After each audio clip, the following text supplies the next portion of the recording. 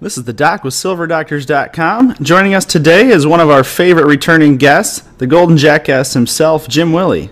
Welcome back. Oh, good to be back, John. Well, Jim, why don't we start right off with gold and silver. Yesterday on Friday with NFP release, we had really just a classic takedown exactly at 8:30 Eastern on the release. But the interesting thing is, in times past, a big takedown on the NFP release might take the metals down for a few days, but the takedown lasted maybe 30 minutes, and then we had a big resulting spike. So what are your thoughts on the recent action in the metals, and particularly the current backwardation in gold and silver? What is the backwardation signifying? Is it signifying a tight physical market, or you have a cheaper forward price, like 3 months forward, and it's cheaper than the spot price. It comes from shortage at the spot, shortage in the current, shortage in the present. I've heard some of the arguments, and I dismissed them rather quickly about, oh gosh, you get a big meltdown coming in the paper gold and silver price. This is not 2007. This is not 2008, which means that we dictate here a much softer washout event. What's different about now compared to 5 and 6 years ago? Well, China is now buying frantically, whose access through Hong Kong is experiencing about 100% growth annually. The Western nations have their citizens buying coins frenetically, about 80% annual growth across the board. The Shanghai Gold Exchange is the new kid on the block. It didn't exist back then. They're setting up arbitrage with Shanghai. It's just starting. It'll pull apart the London price and cause drainage to the London banks. It's a very different world with tremendous eastward gold flow. Gold is moving from London to the east, particularly China, not just China, but in particular China. You've got to look at the flow, just like you look at money flow in the stock market and bond market in the United States. Look at the gold flow. So the flow is moving. It's got huge momentum on the metal side moving east. It reminds me of some of the shallow comments we heard a few years ago about, oh, gee, we have a repeat of 1980 with the Hunt brothers. That was the epitome of stupidity. We have the exact opposite of what happened in 1980 happening today, and we have a totally different situation today compared to 2008. I'm frankly a bit tired of the shallow analysis that the gold community is subjected to, sometimes by its own members. I would welcome a gold move to 1450 and a silver move to 25. It would hasten the drainage moving from east to west and make quicker the demise of the New York and London scum that are operating their banks. You got to pay attention to the heavy volume moving from west to east. Therefore, you know, a gold and silver price that's offered lower will just accelerate the bank system breakdown, because gold is probably about the only asset that they have in their system that's not paper and crumbling into confetti. The principal vulnerability, though, is with the COMEX itself. As the gold price declines, the COMEX is at risk of a default. I mean, they're running out of candidates like MF Global and PFG Best from which to steal with total approval of the U.S. government, regulatory agencies, and banks, and court system, and appellate system. I'm surprised it didn't go to the Supreme Court to bless their crime. No, if the COMEX, it has almost no metal and has almost no clients compared to 5 years ago, then I don't expect we're going to see a similar event to 5 years ago. I'm again, very tired of shallow, silly, stupid analysis. So Jim, let me ask you then, with the entire debt crisis in the Western world, will a COMEX default, is a force majeure coming? I guess, do you view gold and silver as the trigger that may cause the coming collapse, or what are your view as the most likely trigger events for really a full breakdown in the system? I don't think we're going to see a breakdown, a default as a trigger event in gold and silver. I didn't say we're not going to see a gold and silver default. I said it will not be the trigger, because there's just too many deep sources for gold that the central banks have access to. I refer to Basel, Switzerland. I refer to the Roman catacombs.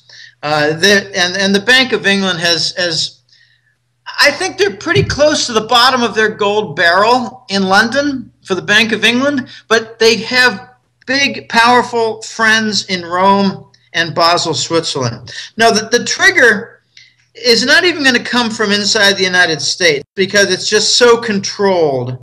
The financial markets are really being operated from multiple different centers, in particular the Federal Reserve and Department of Treasury, J.P. Morgan, Goldman Sachs. It's just so corrupt to the core. We're seeing a blossoming of the fascist business model and its corruption that's accepted. We have very little law enforcement. So attention should be drawn to Europe. Look at some of the most recent events that are really quite staggering. The Italian elections basically have kicked out the Goldman Sachs preppy Mario Monti. I'm surprised he's not being thrown off a palace balcony. It's directly a response to hikes that Monti imposed on property tax to finance the bankers, to rescue the bankers. So the Italian people have a much more effective political system than the United States. The United States doesn't have any effective political system. But Italy actually put in a lead spot a comedian, kind of like John Belushi, to help to form, a coalition government. But preppy Mario Monti is on the way out. What does it mean? The defense of their big dead banks with extreme liquidity lines might not be managed quite so well in the future, near future, immediate future. That'll come to an end. Then in Spain, you've got new high-level financial corruption. I mean, the highest level, like the cabinet of the president or whatever they call him. I think he's the president, not prime minister. It's paralyzed the nation at a time when they've already seen a string of big financial firm failures. They've got like 25% unemployment. It's almost a weekly incident in Spain that 1 million people show up in a city to show their objection. I think the likelihood of violence on the streets is greater in Spain than any other country. But Spain's bank insolvency and wretched unemployment, it's causing tremendous distress, and I think there's going to be a breaking point there. Then in France, you've got Hollande, the leader of the socialist clowns, who think that by imposing taxes and granting big giveaways, they can solve things. No, what they've caused with their big tax hikes, like to the highest brackets, it's now about 90%, they've caused a tremendous resulting capital flight. Money is moving out of the big French banks. Money is moving out from the big wealthy accounts. It's moving basically to Scandinavia, where it can find some safe haven.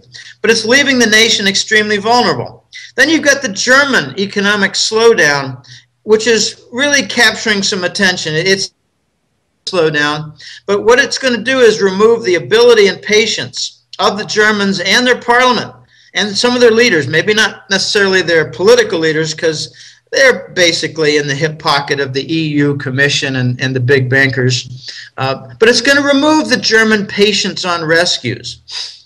Then you've got the London banks, which it's not a secret, but that they're exposed to the Southern European debt. But what is kind of a dirty secret is that the London banks are joined by the big French banks. The French are not big, wealthy nation, but the French try to act like a big, wealthy nation. And they thought, well, gee, we can finance, Spain and Italy and Greece, and we can be one of the big guys and get some elite prestige. Well, what they've done is they've set themselves up to have their heads cut off. Recall that also that the Draghi, Mario Draghi, another Goldman Sachs preppy who deserves to be booted. His solution, the LTRO, the long-term refinance operation, they're basically bonds that have a different subordinated structure. In other words, if something breaks down, those bonds are superior and they get redeemed first rather than some bank bond or whatever. Well, the LTRO by Draghi got a big insult a month ago or so when it got a debt downgrade. So imagine the Central Bank of Europe institutes a vehicle that gets a debt downgrade. This is unprecedented. Then you've got the U.S. Fed, which is basically the only buyer of the U.S. Treasury bonds. Maybe Japan is an exception. The European Central Bank is the only buyer of Southern European government bonds. Here's a note talking about distress to the system. In January alone, the U.S. dollar swap facility set up by the Federal Reserve in New York enabled a movement of $1.2 trillion to Europe to help keep their banks up. So I would say that Europe is the pressure point. European banks are collectively, by the way, a good bit larger than the U.S. banks collectively. But the European banks are in suspended animation while the U.S. banks are being supported by narcotics, money laundering, and whatever else. I think a big European bust is coming. Events are coming for a big European bust. It's going to cause a mad scramble to safety. And they're not going to be looking for Switzerland and the hills any longer because of their euro peg. A big rise in European gold price, I think, is coming, and it'll be shocking and not reversible. It'll ignite a global gold rush. A massive short-covering will follow. And I think a powerful 30 to 50% rise in the gold price will come in response to the European collapse. And then following that, which has been waiting in the wings, is the gold trade finance platforms. Gold settlement for trade across the world, primarily coming, though, out of the East. In other words, trade between two parties not involving the United States, one of them being an Eastern nation. They will settle not in dollars anymore. They will settle in gold, and they'll have some help from their friends in Turkey. We're going to see an end of the dollar reserve status following these different events, and the funeral will have a speech given by the Saudis to bring an end to the petrodollar itself. So I think you got to look to Europe, not the United States. The United States is a kind of a joke as far as crises and management and propaganda and lifts up with phony money, secret slush funds, exchange stabilization fund by the Treasury, all kinds of narcotics, money laundering, sponsored fraud. It's just unbelievable what's going on in the United States. It's not going to be the trigger. It'll be Europe. So Europe will be the Eurozone will be the trigger of the collapse, and really it appears like it's already beginning then. It's really blossoming. What's unique about the last several months is that a lot of different things are happening, and it's exposing the fact, John, that we've got 15 to 20 different potential sites to force the breakdown. It's not just one or two. Every couple months, there are a few more potential areas to cause the breakdown. That's very, very dangerous and new. We didn't see that 5 years ago. We didn't see that 3 years ago. Back in 2007, remember, it was really just the subprime mortgage bonds. Everybody focused attention on that. We've got about 12 different areas now that are just as dangerous as the subprimes, and most of them extend to Europe. If they're not in Europe, then there are problems elsewhere that extend to Europe. We'd see even right now that the Fed is trying to blow another bubble in housing. Just in the last week, there was an announcement that the Ninja loans are back.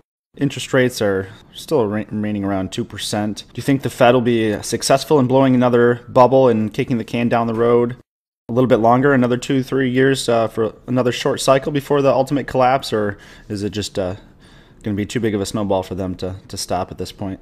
Well, it's too big. There are too many. I mean, they've only got 10 fingers, but they've got 15 to 20 different areas that they need to plug. I don't think they're going to start plugging with their toes. I don't think they're that dexterous. This real estate bubble is a joke. There's no new bubble coming. There's no new bubble in existence. There's no new bubble even on the horizon. What we've got is the U.S. government with the Federal Housing Administration, which oversees Fannie Mae and Freddie Mac. What they've done in the last 2 years is they've sponsored a whole new round of subprime mortgages. except instead of banks like the big New York and California banks underwriting them, it's the federal government. We have not seen a rebound in demand for housing, even though the 30-year mortgage rate is under 4% and has been for quite a few months. What's not shown in the press is that there's still 10 million homes that have been foreclosed sitting on the bank balance sheets in their portfolios. And when they institute sales, they're called short sales because they're selling them. They're selling the houses they've got. They're called REOs, real estate owned. It's a silly acronym, but it means bank-owned property. They're selling their bank-owned property for less than their commitment. They're losing money on it. They're called short sales. And they are not included in the Case-Shiller Home Price Index. It's a parallel of the discouraged workers no longer included in unemployment. So they're bringing labor market calculations to the housing market, one iota. They're not going to revive the housing bubble for a simple reason, that there's not widespread enough finance. It's exclusively coming out of the Fannie Mae and the FHA in the U.S. government. The other reason it's not going to happen is people have a great distrust for buying homes after they saw so many people foreclosed. Another reason is the people don't have brisk income.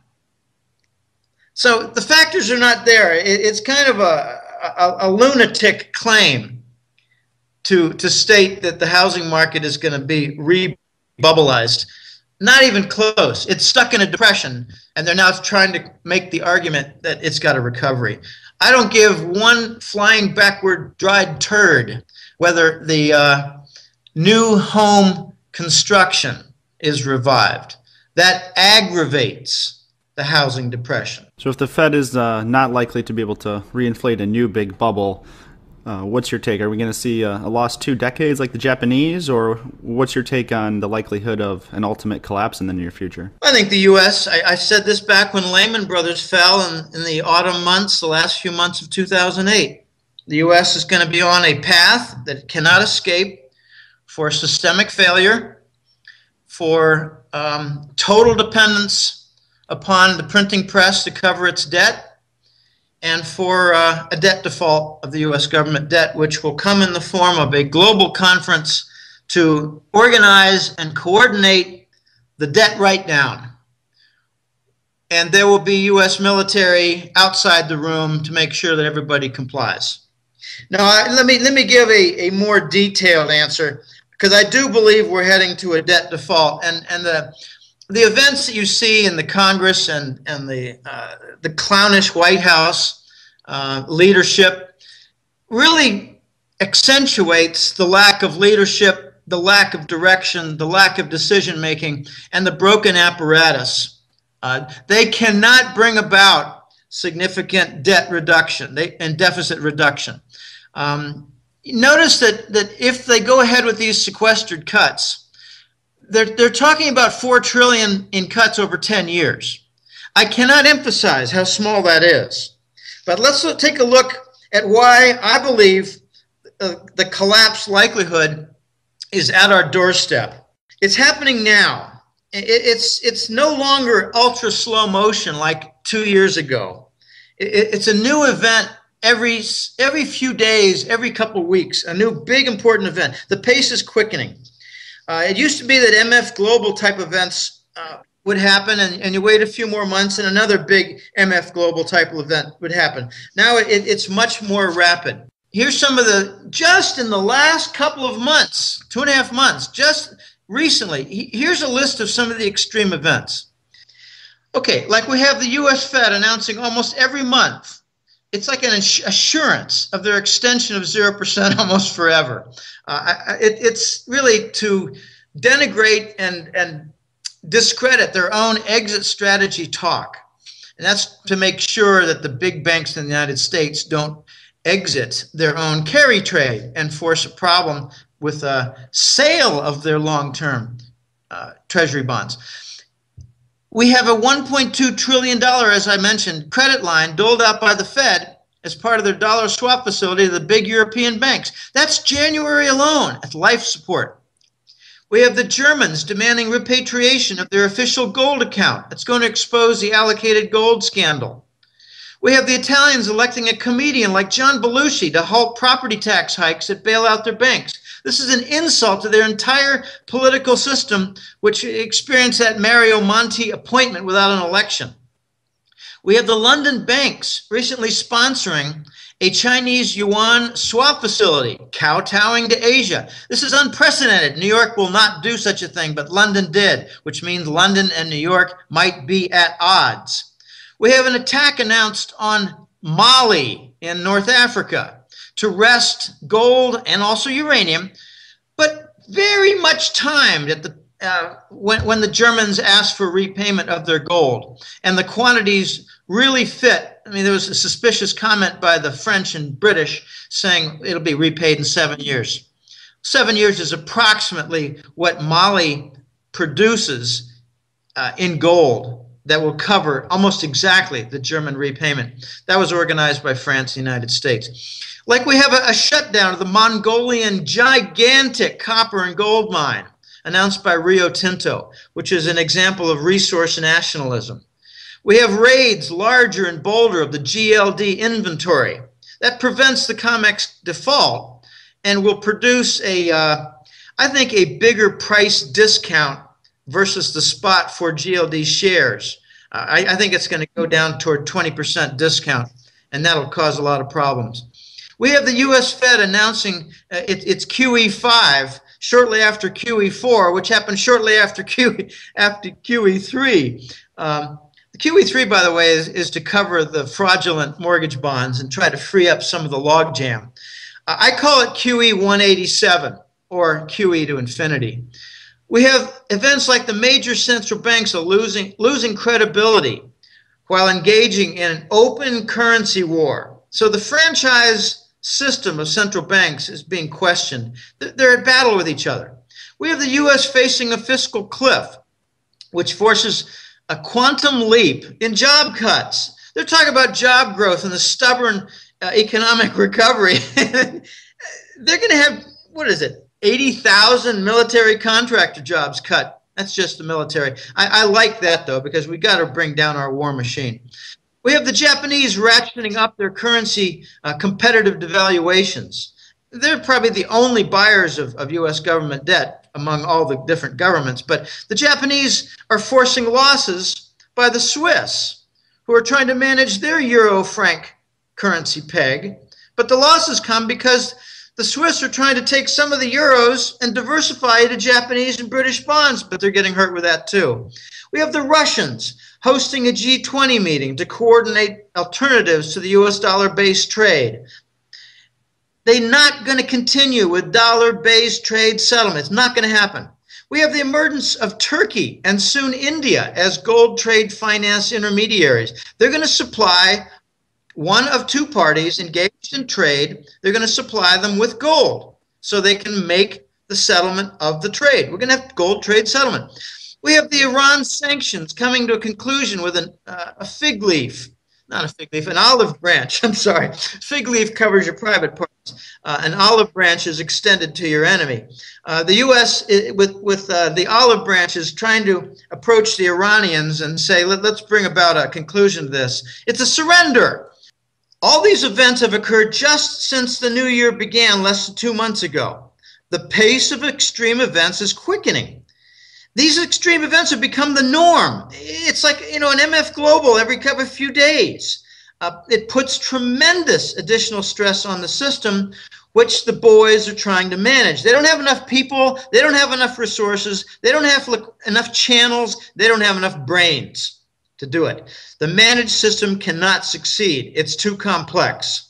They're actually trying to work toward an evolution of total finance management, and it's just not going to work. A series of climax events is soon coming.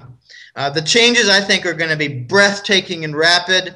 The vast wealth has already, for years, 3 or 4 years, been moving east, and with it will be great power. Look for some seemingly minor bank failure. I don't have a name in mind. Just a minor bank, a mid-sized bank. It goes bust and causes a ripple effect of deeper damage. It's going to be involved with larger banks tied to commitments, like with counterparty contracts, or an intermediary supply function, and things are just going to start wrecking. I think vast wealth is going to be lost in the U.S. and the West, except by gold and silver owners, which is going to be harder to do because the rules are becoming stricter. Those who have set themselves up in the last few years are going to be the big winners, and the ones who are bold enough and brave enough to do it now are going to be glad for their actions. I got a family member who refused my advice 3 years ago, and now that family member is facing a conversion of her very large IRA, private managed pension fund, a conversion into these new special treasury bonds. That's going to cause a real firestorm by the public, and they're going to wish that they've converted their IRAs into a gold account. And we may be seeing the last real opportunity to enter the gold and silver markets in the physical form by the public right here. Well, I agree totally. And what's going to limit it, John, is that there's not going to be anything available. Exactly. I mean, we're seeing at SD Bullion, we're seeing just in the last month, physical supplies are evaporating of almost every product. So the largest wholesalers in the U.S. they're out of Eagles, they're out of Maples, they're out of 90%. I mean, we're talking 6-week delays on 90% silver. We're talking 3-week delays on Eagles and Maples. And these are the largest suppliers in the entire U.S. They're out of everything. Well, and the U.S. Mint, let's not forget them. They have two significant events recently. One, they've announced these brief moratoriums where you're not going to be able to buy, or they'll be rationed out. All right, they're admitting there's a shortage. But they're also coming out at the U.S. Mint with higher premiums on the silver Eagles. So they're admitting that the silver price is phony. No, listen to the Mint. Listen to the Mint. Shortage, higher prices. Exactly. Well, Jim, before we let you go, why don't you tell our listeners where they can find your information and your newsletter? Your public articles are obviously posted on Silver Doctors, usually on Wednesdays or Thursdays. But for those who want more, where can they find your services? Okay, I have a public website. It's called www.goldenjackass.com. I know it's an irreverent, strange name, but that's what my mother used to call me because I caused a lot of problems when I was young. I spoke back, I talked back, I caused problems. But the Golden Jackass website contains a public free page. It lists all the interviews recently, it lists all the public articles recently, and it has these indexes of archives. But all this is really to promote. It's a shameless promotional effort on my part. I'm trying to sell the Hat Trick Letter. That's a paid subscription service. The Hat Trick Letter itself consists of 2 reports. The Money War report is about high-level topics. It pertains to things like the global revolution, the rebellion against the dollar. It pertains to seeking of alternatives against the dollar. The golden currency report is much more low level. It talks about coin demand. It talks about movement.